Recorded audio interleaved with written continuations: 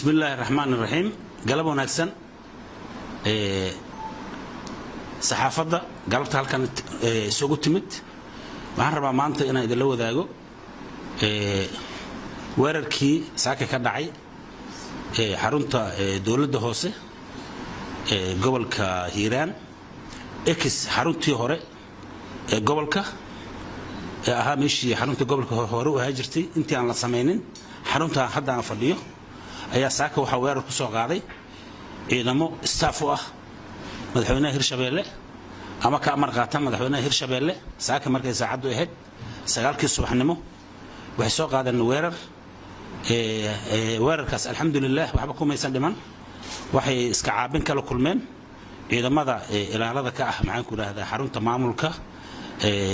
gobolka iyo ciidamada AMISOM waxaan u mahad celinaa ciidanka AMISOM oo runtii qayb weyn ka qaatay saaka inay difaacaan xarunta hadda aan fadhino iyo xarumaha kale iyo xafiisyada dawladda oo mar walba u heelan inay ilaaliyaan madaxda dawladda waa u mahad celinaa marka kale waxaan rabaa inaan cadeeyo in mar labaad weerar lagu soo qaaday xarumaha iyo xafiisyada dawladda ex xaruntii hore gobolka dawladda hoose isla markaana maxaan ku raahdaa uu madaxweynuhu ciidamadii staff ku ah beledweyne joogay iyo baabuurtii gaadiidkii staff ku ah isaga gaarka ahaa aad arki kartaan masawirradooda biljaradooda iyo tuuteysan oo ay la socdaan qaar ka mid ah ciidamada maxaan ku raahdaa ilaaladu ah maanta ku duuleen halkaas alxamdulillah waxba ma nooga dhimanin ilaahay mahadiisu ay ilaahay haddana dhibaatadii waa taagan tahay ciidamadiina way soo fadhiyaan labada dhinac waxay maxaan ku raahdaa waxa dhacay xabado waxa dhacay maxaan ku raahdaa shil inkastoo ilaahay naga badbaadiyay sida darteed waxaan cambaaraynaa weerarkaas ka la soo qaaday oo maxaan ku raahdaa lagu soo qaaday maxaan ku raahdaa dhulkaas nabadda ah waxa kale oo baaq u diraa ciidamada dawladda ee fadhiya gobolka Hiiraan noocay rabaan ha noqdaan inay fadhiyaan meelaha ay fariisamadu ah inay ilaaliyaan amniga inay joogaan xarumahooda waxa kale oo maxaan ku raahdaa faraya ciidamada AMISOM inay si dhow ula socdaan dhaqdhaqaaqa ciidamada iyo amniga ka socda gobolka Hiiraan inay si gaar ah ula socdaan waxa kale oo iyadana lafteeda aan maxaan ku raahdaa ka codsanaa media inay markasta ay la socdaan si gaar ah ula socdaan kaamarooyinka ay kula socdaan dhaqdhaqaaqyada weerarada gardarrada ah annagu sidaan sheegnay waa hadalnay halka waxa ka jira khilaaf dastuuri ah cid weerar ku soo qaaday ma jirto cid xoog ku qabsatay ma jirto cid iyada u shaqeysay ma jirto halkan waxaan isku nimid oo ku wada shaqeynaynay oo aan isku xushmeynaynay dastuurka haddii dastuurka oo meesha uu ka baxo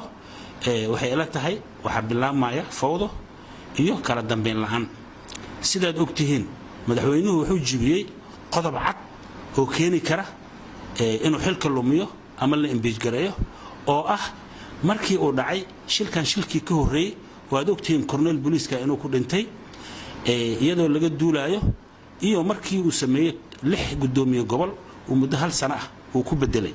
iyadoo fudeedkaas iyo dulqaad la'aantaas laga duulaayo dowlad goboleedka Hirshabeelle gaar ahaan wasaaradda arrimaha gudaha iyo dawladaha hoose waxa ay soo barboosal gareeyeen sharci hoosaad dhigaya in la cusleeyo in la magacaabo gudoomiyaha gobolka waxayna baas gareeyeen sharciga in marka madaxweynuhu uu magacaabayo gudoomiyaha gobolka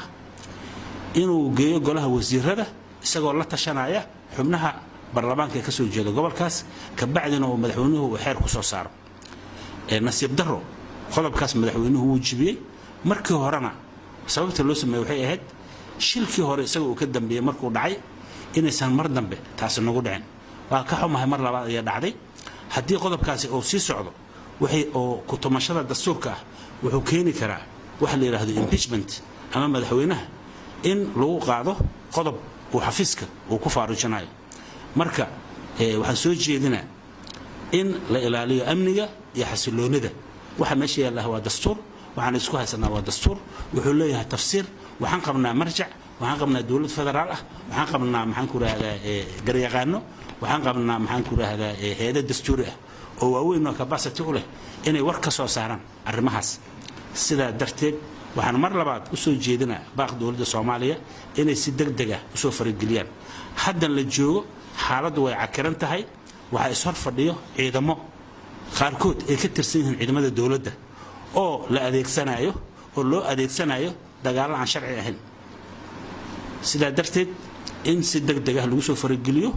aad iyo aad ayaan uga xumahay shaqooyinka noocaas ah waanu ka hadalnay annagu dhinaceena amniga inaan sugno inaan cid ku xadgudbin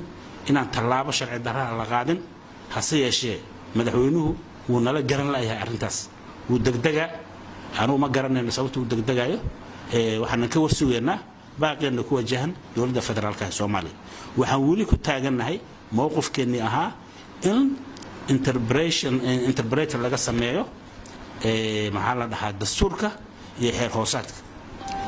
xeer hoosaadka dawlad goboleedka Hirshabeelle ee maamulka gobolada iyo degmooyinka wuxuu dhigaa qodobkiisa 30aad farqadiisa koowaad waxay dhigay marka la magacaabayo gudoomiyaha gobolka in la keeno golaha wasiirada iyada oo laga maxaan ku raahdaa tashanayo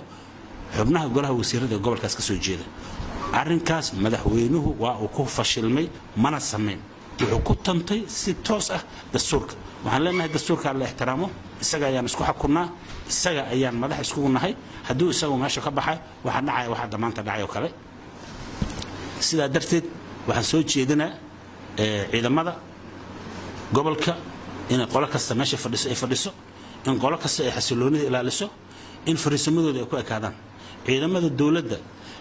maxaan ku raahdaa qaarkood ay ka qayb qaadanayaan xasilooni darrada meesha ka socoto oo loo adeegsanayo waxyaabo hadda aanan halkan ka sheegi karin oo munaasab ahayn oo loo isticmaalayo lacago inaysan waxaas shaqeynin annagu kaliya waxaan deeqaa dastuurka waxaan deeqaa sharciga uma baahna xasarad uma baahna qabqab meeshan sharciyada ayaa taala sharciyadaas ayaan ku kala baxnaa aad iyo aad ayaa u mahadsantihiin waxaan soo dhaweynaa nabadgelyada waxaan soo dhaweynaa xasiloonida in la ilaaliyo ciidamadu inay kala joogaan goobaha joogaan wax walbana waa sidoodii waad aragtaan sida maxaan ku raahdaa aan uga shaqeynay aan u xasilinay arrimahaas